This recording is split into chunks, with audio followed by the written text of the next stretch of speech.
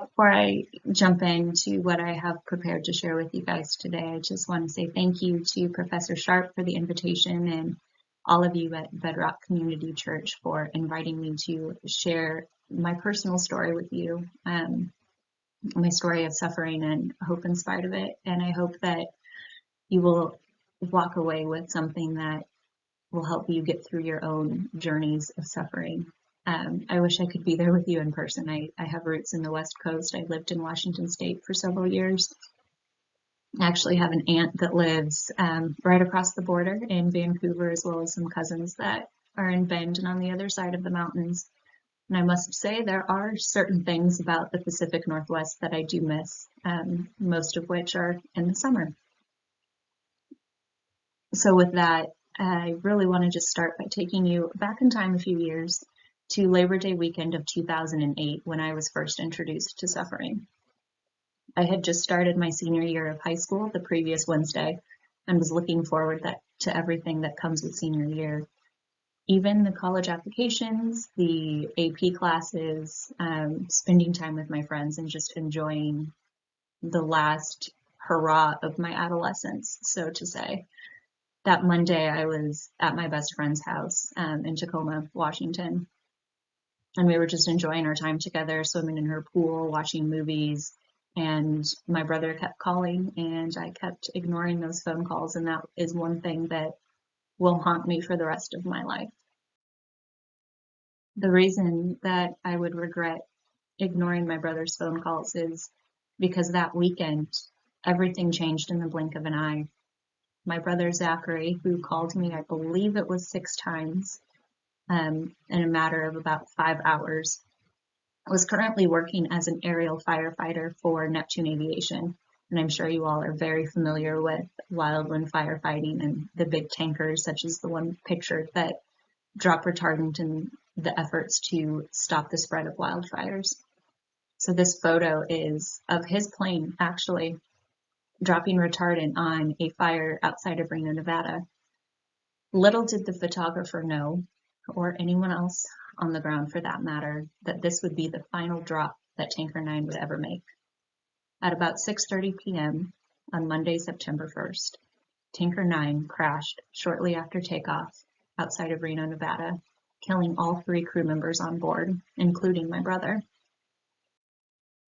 So this very washed out selfie is of my brother, Zachary. He was standing in the belly of Tanker 9 in his flight suit when he took this picture and sent it over to my mom and I. Zachary was an incredibly passionate man. He was one of those people who grabbed onto something that he enjoyed and would not let go. He would learn everything he could about whatever it was that he was interested in. And for Zach, that was God, and that was aviation. He was 2 years old when he decided that he wanted to grow up and be a pilot, and that was a dream that he fulfilled when he was 17. I was actually his first passenger when I was 9, and when he took me up, my mom was still standing on the ground and finally realized both of my children are on that plane. What if something happens? Luckily, nothing didn't then, but it was kind of ominous thinking back that the thing that Zachary loved the most is the thing that ended up taking his life. His stint in aerial firefighting was only intended to pay off his student loans. He had gone to college to learn more about God and fulfill his lifelong dream of being a missionary pilot. Unfortunately, though, those dreams and so much more had died along with him. I did not handle Zachary's death well. You could say it was because I was an immature 17-year-old, but there was so much more to it than that, and so much more that I've only begun to realize. Because Zachary was so much more to me. He was more than just my older brother and only sibling. He was my best friend. He knew who my crushes were. He knew which teachers I couldn't stand. He was my source of humor and entertainment.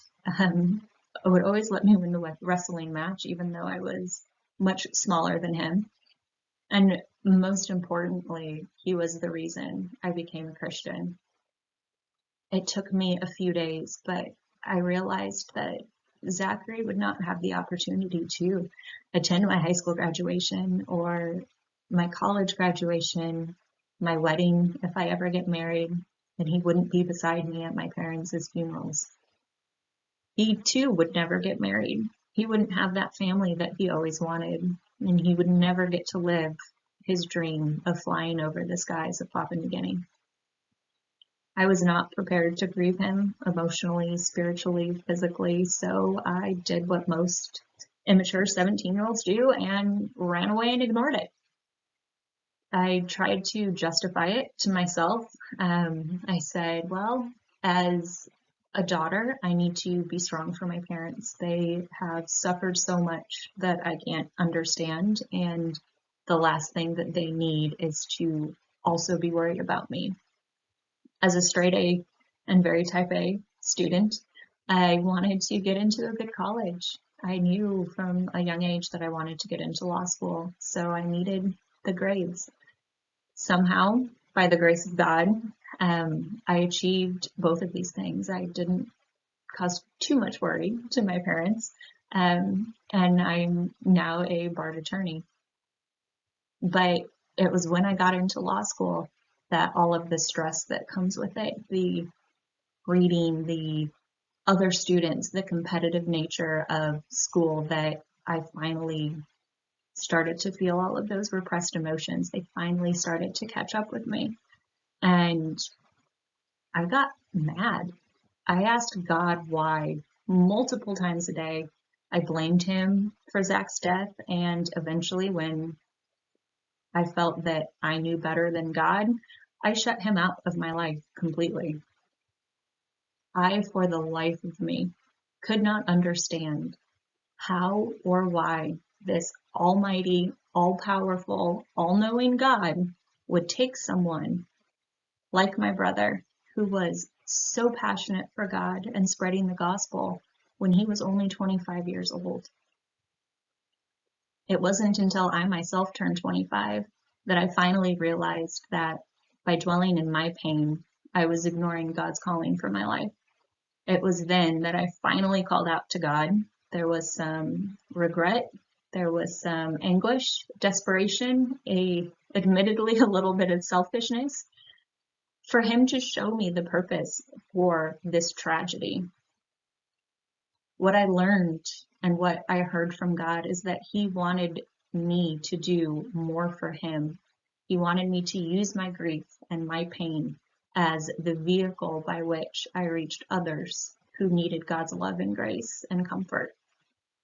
As someone who spent 8 years of her life referring to herself as an only child, this was not what I wanted to hear. I didn't want to share that part of me. That was something that was so intimate and personal and mine. And I did not feel that the vast majority of people deserved to know that about me. So I called in reinforcements. Luckily, I had matured a little bit, so I knew I needed some help. And I picked up A Grief Observed by C.S. Lewis. And this collection of Lewis's intimate thoughts and feelings following the death of his wife, Joy, provided me a glimpse into the suffering of another Christian. His raw emotions were inspirational. I had not been that inspired in such a long time. I learned that he also asked God why. He also expressed anger toward God. But more importantly, I think he explored his grief. He allowed himself to feel those emotions. He wrote them out. He made himself vulnerable to the world by publishing it. Granted, under a pen name, but we all now know that these are Lewis's feelings. And that vulnerability, that ability to not only accept that my feelings are okay, but God has a plan and a purpose in store, completely changed my perspective on my grief. It was this following quote that I will share with you that spoke the loudest to me. It showed me that God never doubted me.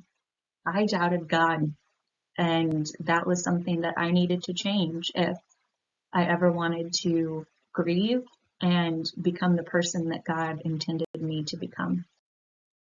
So Lewis says, God has not been trying an experiment on my faith or love in order to find out their quality.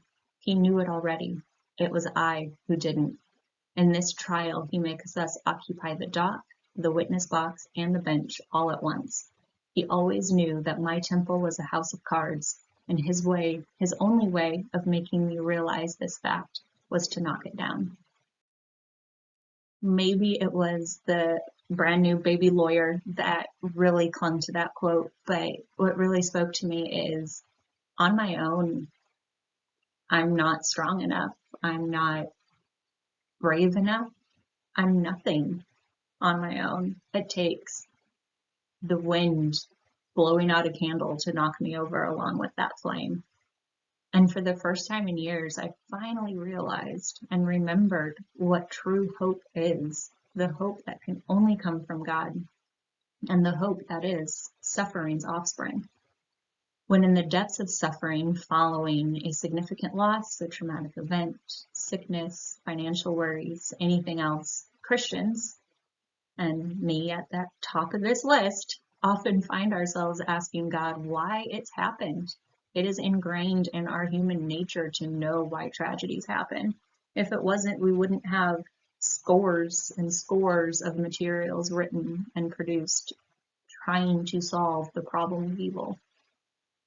However, focusing on our suffering overshadows the benefits that it provides us. The often forgotten offspring of suffering is hope, but only belief and trust in God can provide the fullness of what hope has to offer. Human hope will not get us through the darkest times in our lives. Only the hope that God provides, the hope of a better future, of a better life, of a perfect eternity that He is saving for us and willingly and freely giving us the opportunity to partake in, can be realized through God. If there is one thing that I want you to take home with you today, it's that every Christian should know hope is suffering's offspring because of 3 benefits. The first reason why I believe hope to be suffering's offspring is because it brings growth, both of our character and, more importantly, of our faith in God. As James says, consider it pure joy, my brothers, whenever you face trials of many kinds, because you know that the testing of your faith develops perseverance. Perseverance must finish its work so that you may be mature and complete, not lacking anything.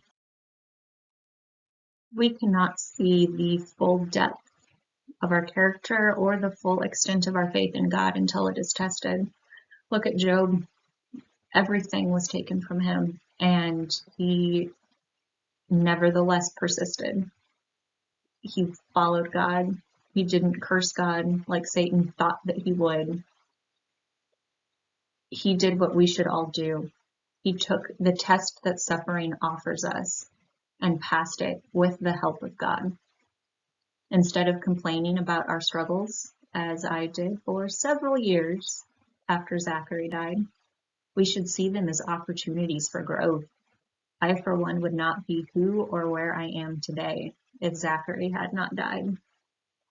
I often find myself thinking about how my life would be different. Would I be happier? Would I have gone to the same college or the same law school? Would I be in the same line of work? Would I be pursuing yet another degree to change the course of my life? Would I be taking such a macabre topic as suffering and trying to bring so much hope and life through it? I don't know, and I don't think I even want to know. The work that God has done in me and the work that I hope that He will do through me is far greater than the pain of the suffering from losing my brother. A hope, despite suffering, acts as the wildfire in our lives. It destroys the overgrowth of self and replaces it with the new growth of God's will. Sometimes we need a kick in the face to realize what's right in front of us the whole time.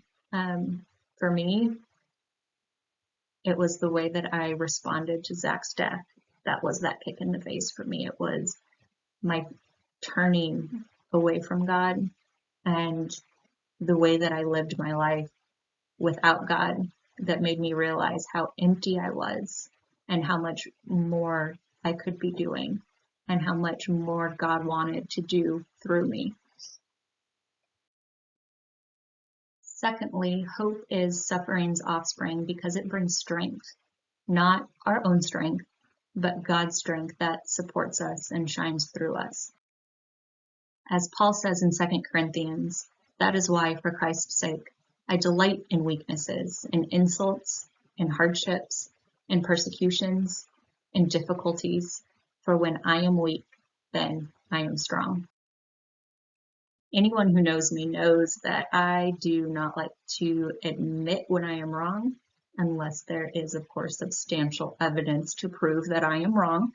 I do not like to admit that I am weak, and I do not like to ask for help. But in admitting my weakness and looking for a future hope, whether that's on earth or in heaven, I affirm God's strength. And we can all do that if we admit that we are weak to other people, to non-believers, and they see what we are able to accomplish in spite of what we have gone through, in spite of perceived or actual weaknesses. They will ask us where that comes from. And the only place that it comes from is God Himself. Since I have addressed my own grief, I have been able to share my experiences with other people. On Sunday mornings, I teach freshman and sophomore girls Sunday school at my church. And one of the girls in my class who doesn't show up often, but I know of her through my parents who lead Grief Share at church, recently and tragically lost her stepsister.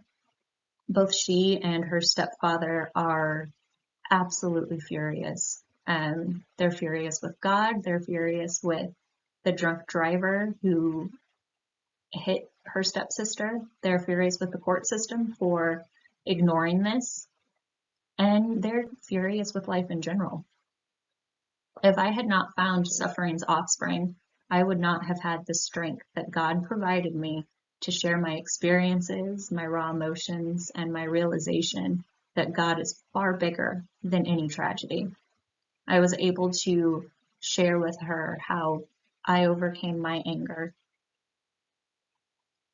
I was able to tell her that she is not alone, that her feelings are normal, that God will be there for her no matter what, and is waiting on her and her father, her stepfather, with open arms to welcome them back into His comforting hug.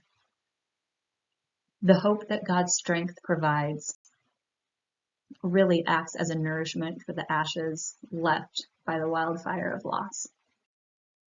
And finally, hope is suffering's offspring because it brings life. We might not see it on this side of heaven, but the eternal life that is given by God through the sacrifice of Jesus Christ is far greater than any life that we could have here on earth. In Romans, Paul tells us, not only so, but we rejoice in our sufferings, because we know that suffering produces perseverance, perseverance character, and character hope. And hope does not disappoint us because God has poured out His love into our hearts by the Holy Spirit, whom He has given us. Finally, I want to offer a way of how you can meet suffering's offspring. Starting right now, take out a piece of paper and a pen or open a new note on your phone. And I want you to think about the glimmers of hope that you may have missed in the midst of your suffering, whether that was a few days ago, a couple of years ago, or even this morning. I want you to write that down, put it in your phone, and keep that list going. Every time you see hope in the midst of your suffering, I want you to write it down to remind yourself of everything that God provides. Now, that can be as simple as today I smiled. I had a lot of days where I didn't smile. It could be today I watched my loved one's favorite movie and didn't cry. Today it could be I cried, but I didn't feel bad about it. Anything that makes you realize that you are not alone and God is trying to offer you his hope. I challenge you to change your thinking and begin to ask God what's next rather than why. But don't stop there. Continue to find that hope.